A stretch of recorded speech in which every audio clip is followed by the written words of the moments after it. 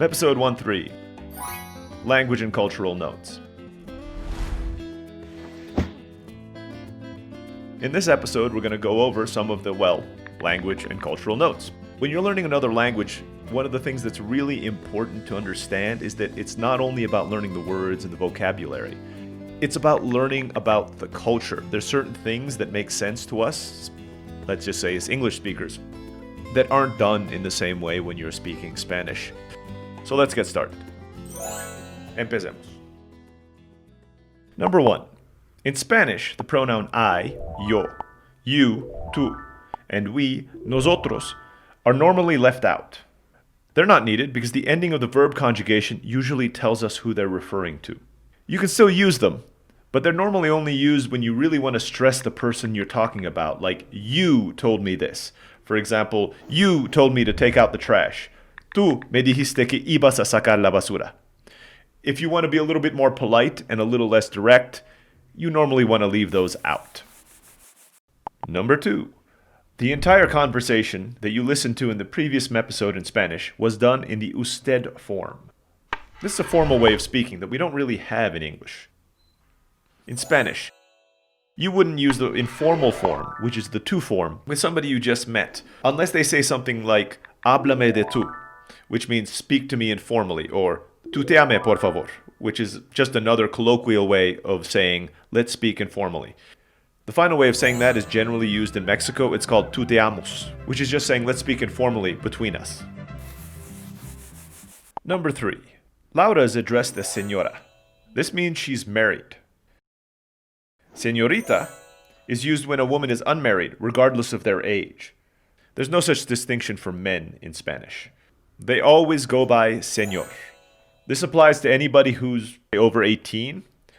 If they're younger, you might actually use a word called joven, which just means young man, which is also the French equivalent of garçon. Number 4. Just like in English, when people ask you, ¿Cómo estás? How are you? It's a formality. Normally, you should just answer, muy bien, gracias. I'm fine, thank you. Or more casually, bien, fine. If you start explaining all the troubles you've had during the day and how somebody cut you off when you were driving to work, people will honestly stop asking you how you are. They don't really want to know. It's sad, but it's true. So just say, you're doing fine. Number 5, número 5. Mucho gusto translates literally to much pleasure. It's what you say after you've met somebody. In English, the equivalent would be, it's a pleasure to meet you. Number 6, número 6. You'll notice that Laura doesn't have the same name as Raymond. Again, Laura really is my wife, and Ray is, my name. This is actually true, because in Mexico, a wife doesn't normally take the husband's last name. In some families, they add de with the husband's last name. So in my case, it would be de Blakeney after their maiden name. But that's a pretty antiquated tradition because that literally translates to of Blakeney. And rightly so, some women in modern Mexico consider that as being property of somebody. So they don't use this tradition very much anymore. Number 7, número 7. In Spanish, the word for and is y. That is simply spelled with a letter Y, but it's pronounced like the English double E, like the word see or bee.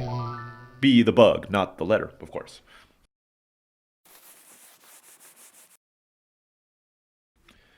And let's cap off the language and culture notes with number 8, número 8. Buenas tardes means good afternoon.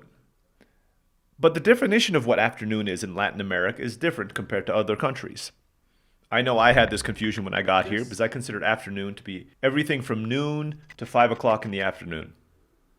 Look, in English, I even said it without actually wanting to say it, 5 o'clock in the afternoon. The difference here in Mexico is that the afternoon tends to go until about 7 p.m., sometimes 8 or 9. So afternoon is any time when the sun is up.